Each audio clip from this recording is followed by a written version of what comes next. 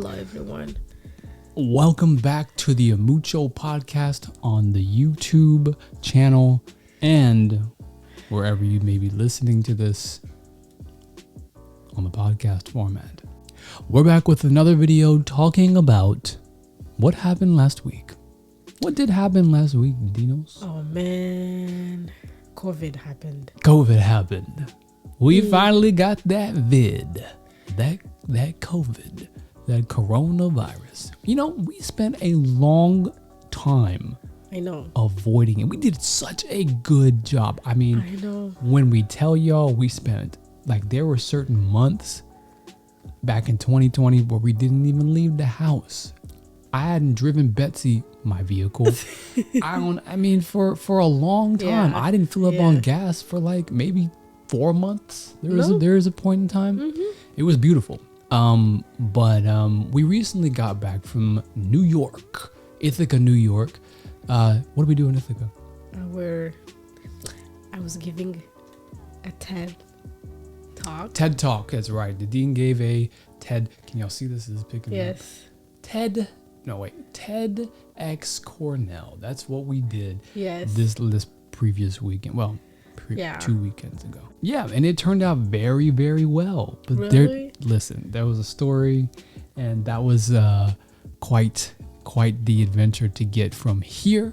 Yeah. You know, and doing all of the yes. I know the COVID prep work. Us going through getting sick of COVID has overshadowed our adventure. We had adventure right before it. Yeah. And I mean, I have no much energy today, but we had incredible fun. So, how was the trip? Okay, so the trip was great. So we stopped in Washington, D.C. To handle some passport business at a particular embassy. Yeah. And we rendezvoused with Console Nishiboy, our good friend. The one and only Console. The one and only Console. Yeah. We had a good time. But all the while, in the back of my head, I'm thinking, we have to rehearse this speech. Yeah. I say we. Dydine gave the talk. We have to. We had to, because you were like... I wrote the speech. You did. And I was wearing a bunch of different managerial hats. The day came, Saturday morning. We had our run through after you were working your best to memorize this 12-minute speech, which ended up being like 14, 15 minutes. I was so slow. Yeah. Well, you did a fairly good job of memorizing it, or so I thought. But then during rehearsals, I realized she knew so much more of the speech than I gave her credit for. Cause I was like, oh, she's good. I mean, she didn't remember everything, but like the main, what we called anchor points within the speech, she hit all those points. It was just like making it flow well together. That was sort of like the last thing that we needed to work on. Moving on from the first morning rehearsal, we have like 2.5 hours maybe before we have to be, not even 2 hours, but like you have to be back fairly shortly after the rehearsal. So in that interim period, we sort of run through the parts that Dydine needs to sort of hammer home. There's a certain point where you just gotta like leave them alone. You know what I mean? Like, I understand that part. Leave who alone? Like, I have to leave you alone, like the performer. Oh, I see. You can't be like, you can't be on your ass until you go on. You have to just kind of like let them decompress, process stuff, have their alone time. Like that's just how it works. Yeah. Right? So at a certain point, look, I felt very, very attached for obvious reasons, but like, I felt almost as much as invested as you are in this thing, because I'm like, because you wrote it. I wrote it, and that was a part of like the process of developing the speech, the story, making sure you're good, and there's our emotional connection, and it's like, look, I'm very invested emotionally. So I start getting nervous. I start getting like heart palpitations. I need moments to sort of compose myself. And as soon as we enter the auditorium And You mean the morning of no, rehearsal? I'm talking about like after rehearsals when we finally get to the event. Oh yeah. And we're kind of huddled in the corner down like on the first level next to the stage, and I keep on turning over, and I see more and more people kind of like fill the auditorium. I'm like, okay, this is it. Let's do this.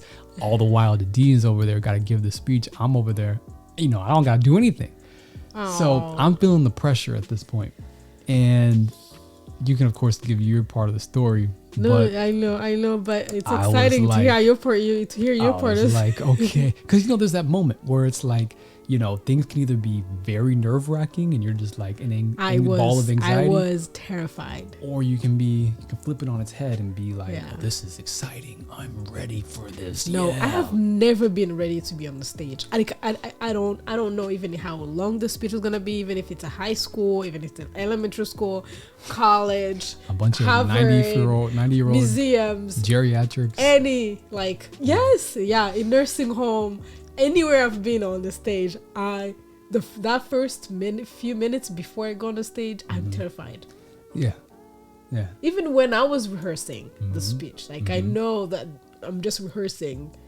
But it's different, It's- obviously, yeah. when you get up on the stage and it's like, Yeah. it's a bit different. It's not like, doing a film Yeah. where you have a bunch of takes. If you screw up on your lines the first take of the day, or if you freeze up in front of the camera. They can cut and That is record big. again.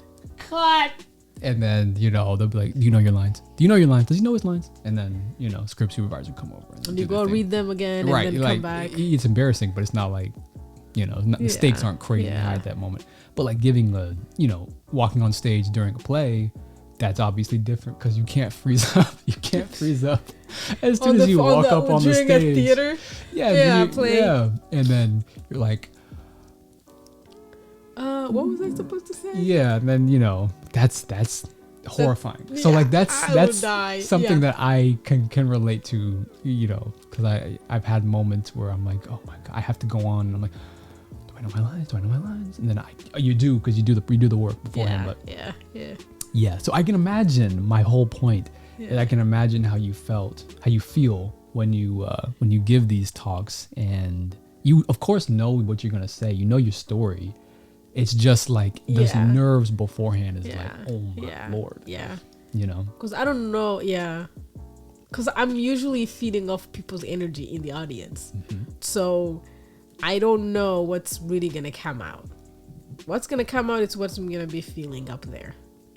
So I think that might be why I'm always nervous. Yeah. And maybe And naturally, I have a nervous energy. yeah, well, In the you way. handle yourself very well. I mean, you say that, but you are.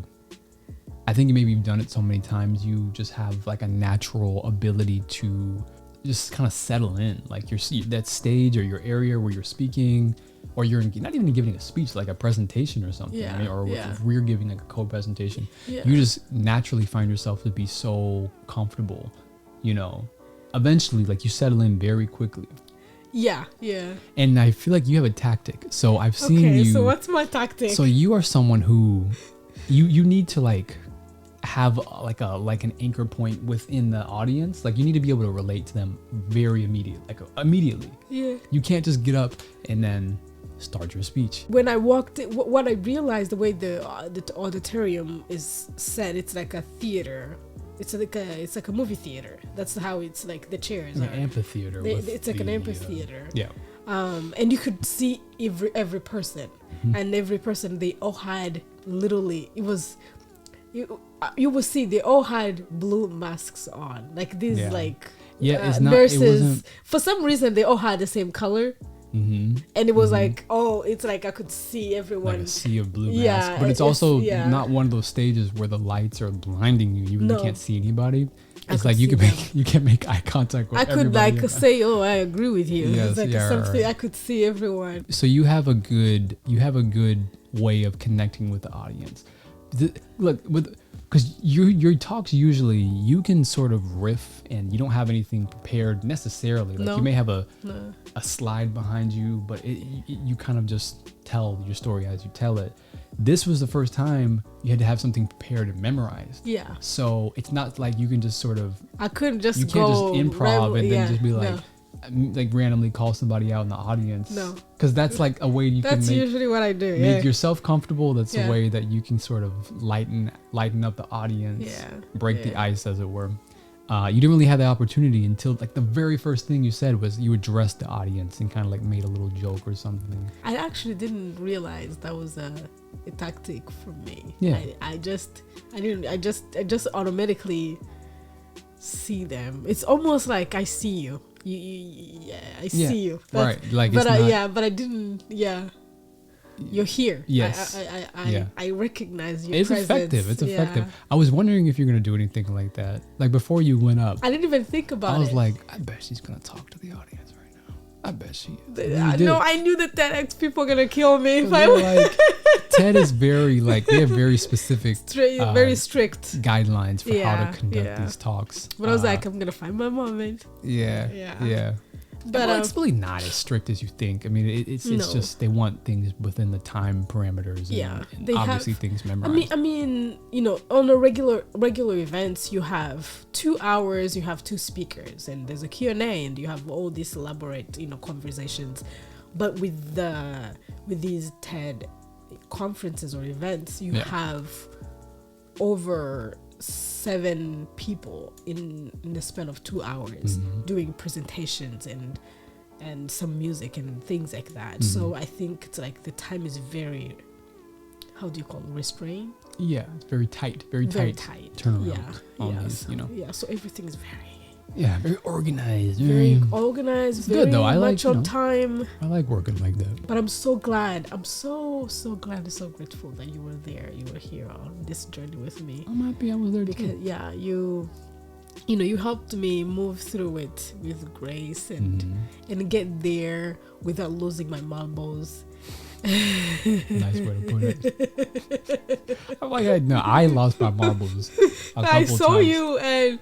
I saw you before I left. You grabbed my hand and you said, breathe and trust yourself. Yeah. And I was like, okay, I'm gonna trust myself. You're right. Whatever I'm gonna say, it's gonna be me. It's gonna be coming from you. So I should just trust that.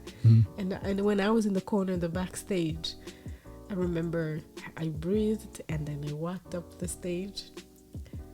I was like, that's that moment. I will do it or I'll f it up. But you didn't know.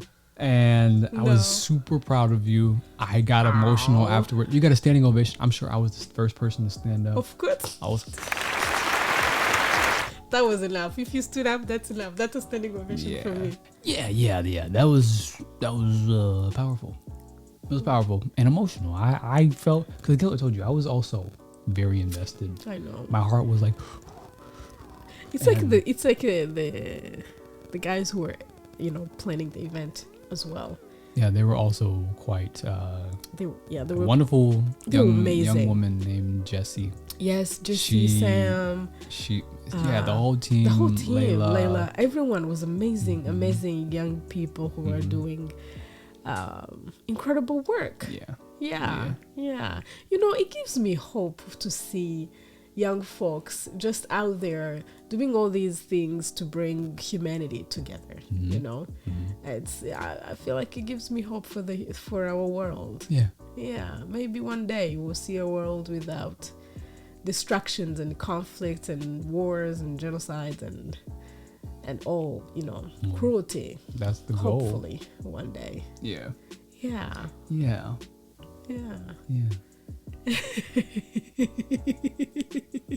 Well, that's our story. That's our story about what happened last week. It was good, minus that flight. I mean, let me just say. Okay. Yes. So, let's go to the dark side. The dark side, are they? Go to the dark side, but then we'll come back up and be redeemed like Darth Vader. Anakin Skywalker. I'll stop.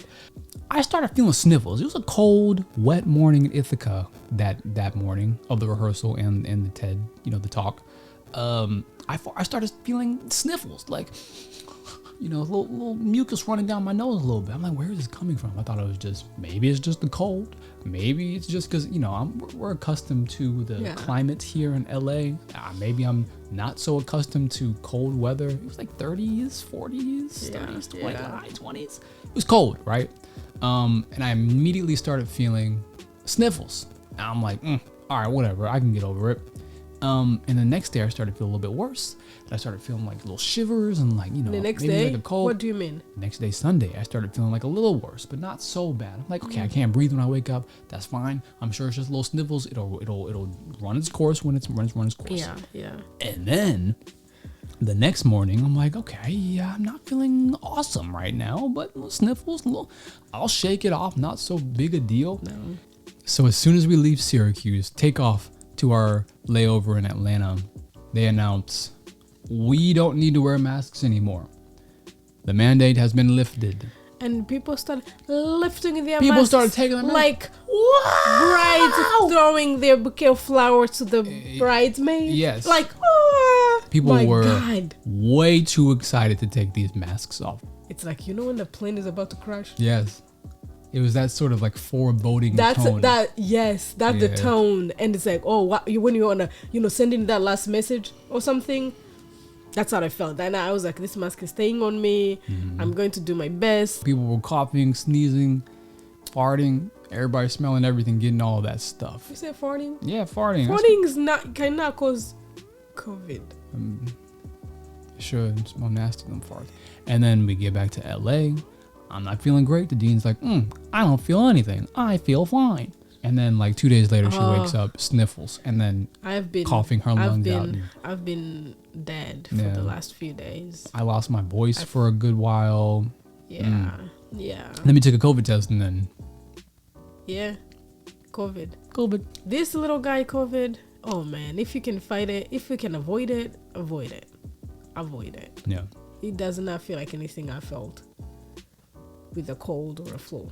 This is like, what the hell? Life is good. When you heal from COVID, I hear they have 90 days that you cannot get COVID. Yeah. Okay. So hopefully.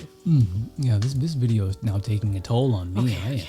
I'm a little bit exhausted. I'm tired now. Yes. COVID has done a number on us. Yeah. So anyway, y'all. Thanks for tuning in today, listening to our stories. I hope y'all took something from this, whether it's avoid COVID at all costs, or, if you have a TED Talk, make sure you prep for it. And if you do prep for it well, great. If you don't, everything's going to work out fine too, just like us. So, yes. Make sure you like the video, subscribe, leave a comment down below, visit all of our social media. Love. Give us all that love. Wish us well wishes and all of the wells, and we'll catch you on the next video. See you soon. Stay tuned.